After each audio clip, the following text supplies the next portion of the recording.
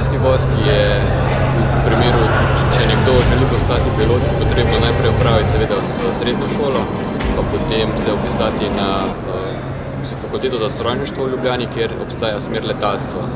V času upravljanja fakultete strojništva smer letalstvo sem se prijavil na razpis Slovenske vojske za štipendijo za pilota in sedaj letim na Pilatusu PC-9. Po končani izobrazbi, se pravi po končanem študiju te smeri letalstva in seveda potem, ko opraviš selekcijo v letalski šoli in si sprejet med pilote, se zaposliš v Slovenski vojski. S pomočjo štipendije sem uspešno opravil fakulteto za strojništvo, smer letalstvo. Poleg tega pa sem se lahko uspešno fizično pripravil za opravljanje temeljnega vojaškega strokovnega usposabljanja. Se pravi, v Vipavi traja usposabljanje tako kot za ostale vojake, cirka 3 mesece oziroma 3 mesece pa pol.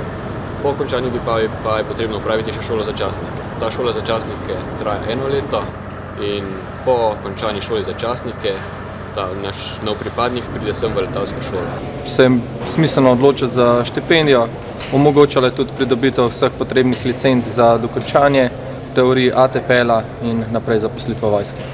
Največja dodana vrednost štipendije kot pilota v Slovenski vojski, da nekako s to štipendijo dobimo tudi rezerviran sedež za kasnejšo kariero po opravljenem študiju. Sedaj pa živim svoje otroške sanje in obenem služim svoji domovini.